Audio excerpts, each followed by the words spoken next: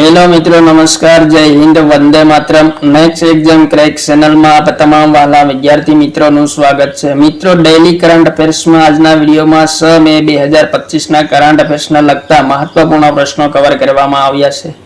મિત્રો, તમામ પ્રશ્નો ઇમ્પોર્ટન્ટ છે, આગામી સ્પર્ધાત્મક પરીક્ષા માટે અત્યંત ઉપયોગી સાબિત થશે। તો મિત્રો, આ વિડિયોમાં જોઈએ 6 મે 2025 ના કરંટ અફેર્સ ને લગતા તમામ મહત્વપૂર્ણ પ્રશ્નો।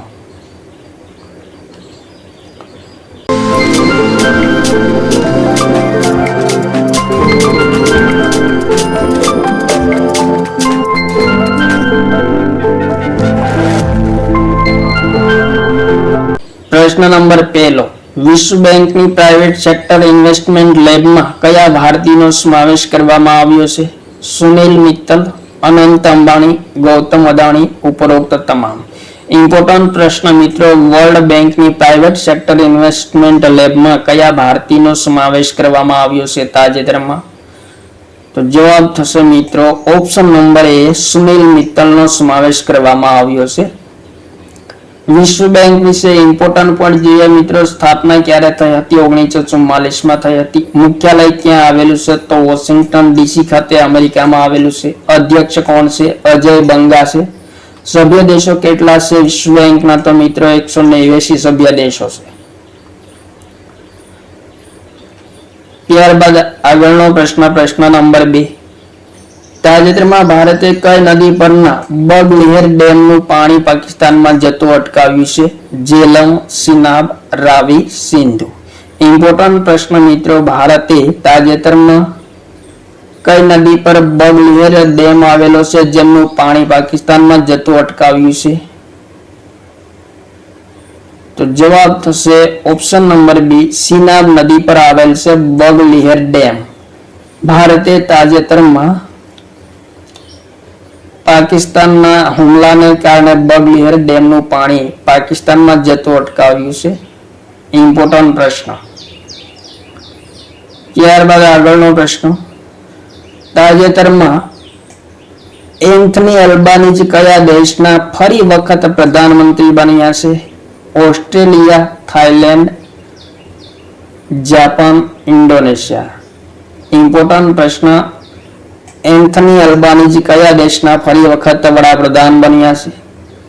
તો જવાબ થશે મિત્રો પ્રશ્ન નંબર 3 નો જવાબ ઓપ્શન નંબર એ, ઓસ્ટ્રેલિયાના નવા પ્રધાનમંત્રી એન્થની અલ્બાનીઝ જે ફરી વખત નિયુક્ત થયા છે, બન્યા છે। ત્યારબાદ આગળનો પ્રશ્ન, તાજેતરમાં કયા દેશના રાષ્ટ્રપતિએ 15 કલાક પ્રેસ કોન્ફરન્સ કરીને વિશ્વ રેકોર્ડ બનાવ્યો છે? વેરી મોસ્ટ ઇમ્પોર્ટન્ટ ક્વેશ્ચન મિત્રો, કયા દેશના રાષ્ટ્રપતિએ 15 કલાક સુધી પ્રેસ કોન્ફરન્સ કરીને વિશ્વ રેકોર્ડ બનાવ્યો છે? Bharat, America, Maldives, Australia.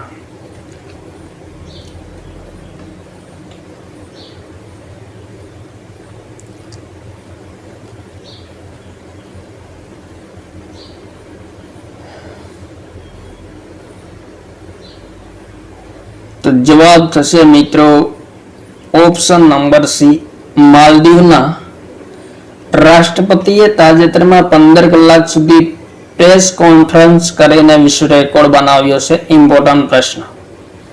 ત્યારબાદ આગળનો પ્રશ્ન, તાજેતરમાં ગુજરાતના સ્થાપના દિવસની રાજ્ય કક્ષાની ઉજવણી કયા કરવામાં આવી હતી? ગાંધીનગર, ગોધરા, અમદાવાદ, સુરત। તો જવાબ થશે મિત્રો ગુજરાત રાજ્યના સ્થાપના દિવસની રાજ્ય કક્ષાની ઉજવણી તાજેતરમાં ગોધરા ખાતે કરવામાં આવી હતી। ઇમ્પોર્ટન્ટ પ્રશ્ન, આગામી સ્પર્ધાત્મક પરીક્ષા માટે ગુજરાતના કરંટ અફેર્સ તરીકે મહત્વપૂર્ણ પ્રશ્નો। ગુજરાતના સ્થાપના દિવસની રાજ્ય કક્ષાની ઉજવણી કયા કરવામાં આવી હતી? તો ગોધરા ખાતે કરવામાં આવી હતી। ત્યારબાદ આગળનો પ્રશ્ન, તાજેતરમાં હૈદરાબાદના કાન્હા શાંતિવનમાં વિશ્વના પ્રથમ ઉર્જા સંરક્ષણ ઉદ્યાન બાબુજી વનમનું ઉદ્ઘાટન કોણે કર્યું છે? પુરુષોત્તમ રૂપાલા, જિષ્ણુદેવ વર્મા, નરેન્દ્ર મોદી, અમિત શાહ। ઇમ્પોર્ટન્ટ પ્રશ્ન મિત્રો,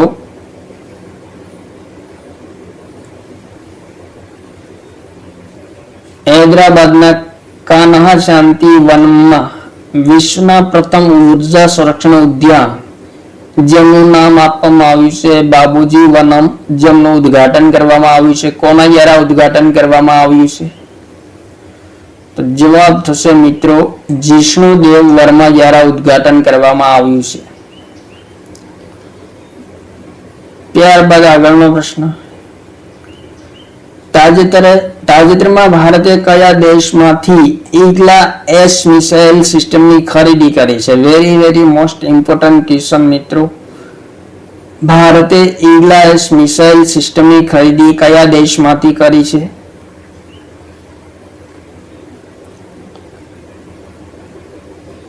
તો જવાબ થશે મિત્રો ઓપ્શન નંબર સી, રશિયા દેશ પાસેથી ભારતે ઈગલા એસ મિસાઇલ સિસ્ટમની ખરીદી કરી છે તાજેતરમાં. ત્યારબાદ આગળનો પ્રશ્ન, તાજેતરમાં સિંગાપુરના નવા પ્રધાનમંત્રી કોણ બન્યા છે? ઇમ્પોર્ટન્ટ પ્રશ્ન. ડેનિયલ નોબોવા, યમાંડુ વર્સી, લોરેન્સ વંગ, કમલા પ્રસાદ બિસેસર. સિંગાપુરના નવા પ્રધાનમંત્રી કોણ બન્યા છે?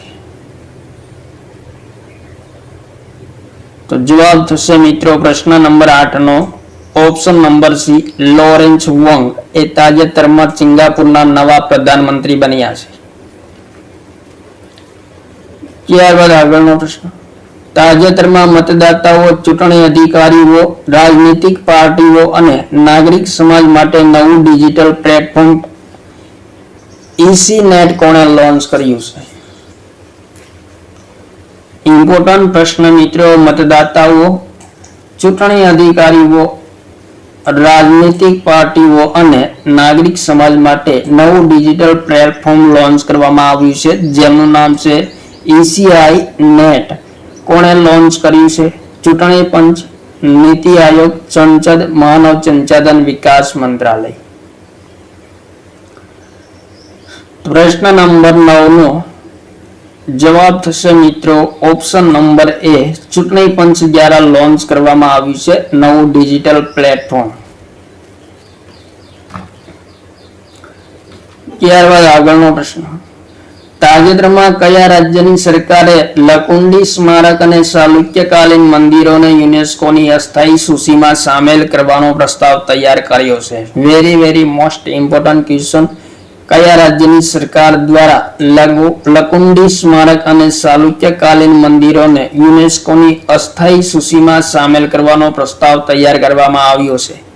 કેરળ, કર્ણાટક, આંધ્રપ્રદેશ, તમિલનાડુ.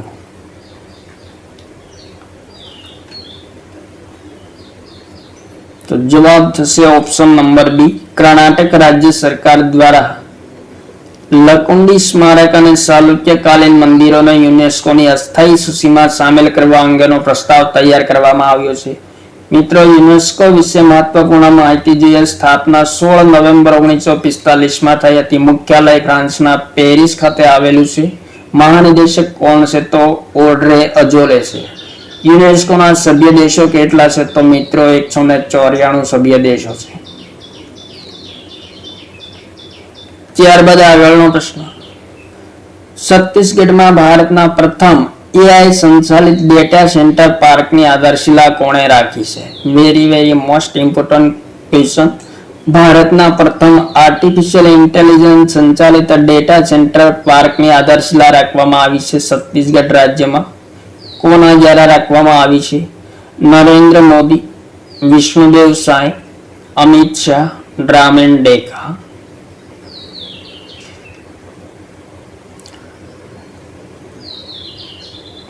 ઇમ્પોર્ટન્ટ પ્રશ્ન મિત્રો. જવાબ થશે ઓપ્શન નંબર બી, છત્તીસગઢના મુખ્યમંત્રી વિષ્ણુદેવ સાય દ્વારા AI સંચાલિત ડેટા સેન્ટર પાર્કની આધારશિલા રાખવામાં આવી છે. ત્યારબાદ આગળનો પ્રશ્ન, ફોર્બ્સ W પાવર લિસ્ટ 2025માં કોનો સમાવેશ થયો છે? પાયલ કવાડિયા, ગીતા ગોપીનાથ, લીના નાયર, ઉપરોક્ત તમામ. ઇમ્પોર્ટન્ટ પ્રશ્ન મિત્રો. ફોર્બ્સ પાવર લિસ્ટ 2025માં કોનો સમાવેશ થયો છે?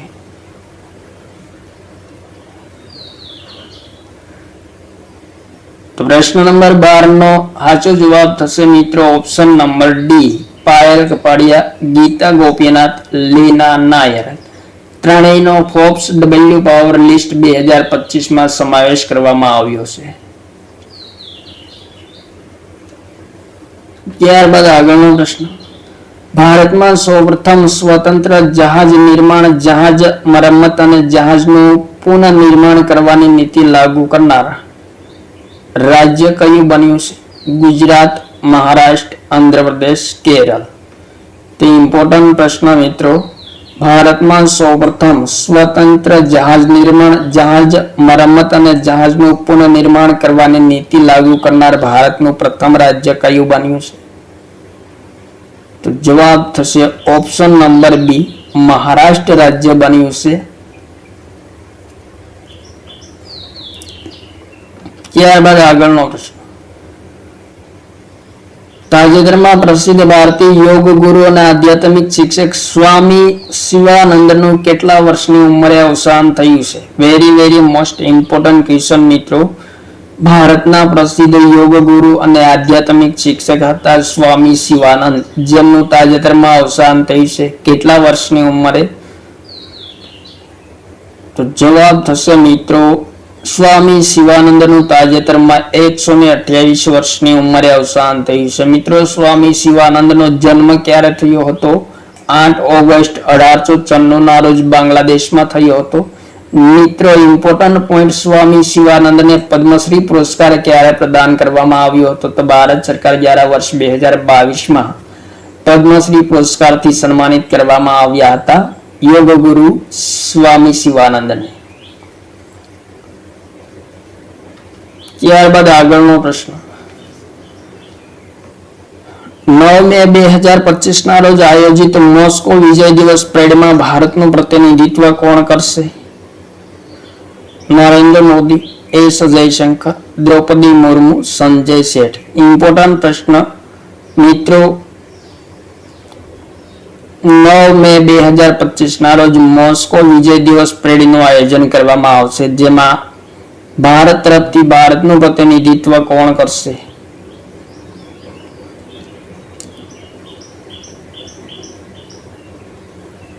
તો જવાબ થશે મિત્રો ભારતનું પ્રતિનિધિત્વ સંજય સેઠ દ્વારા કરવામાં આવશે મોસ્કો વિજય દિવસ પરેડ 2025 ત્યારબાદ આગળનો પ્રશ્ન, તાજેતરમાં દાની સિદ્દીકી જર્નાલિઝમ એવોર્ડ 2025 કોને પ્રાપ્ત થયો છે? સર્વપ્રિયા સંગવાન, પાયલ કપાડિયા, સંઘમિત્રા ગાયકવાડ, શ્રી લક્ષ્મી પીવી. ઇમ્પોર્ટન્ટ પ્રશ્ન મિત્રો. દાની સિદ્દીકી પત્રકારિત્વ એવોર્ડ 2025 કોને પ્રાપ્ત થયો છે? તો જવાબ થશે 14મા નંબરના પ્રશ્નનો ઓપ્શન નંબર એ, સર્વપ્રિયા સંગવાનને દાની સિદ્દીકી પત્રકારિત્વ એવોર્ડ 2025 પ્રાપ્ત થયો છે. ઇમ્પોર્ટન્ટ પ્રશ્ન. તો આ હતા મિત્રો 6 મે 2025 ના કરંટ અફેર્સને લગતા તમામ મહત્વપૂર્ણ પ્રશ્નો, જે આવનારી તમામ સ્પર્ધાત્મક પરીક્ષા માટે અત્યંત ઉપયોગી સાબિત થશે. થેન્ક યુ મિત્રો. જય હિન્દ, વંદે માતરમ.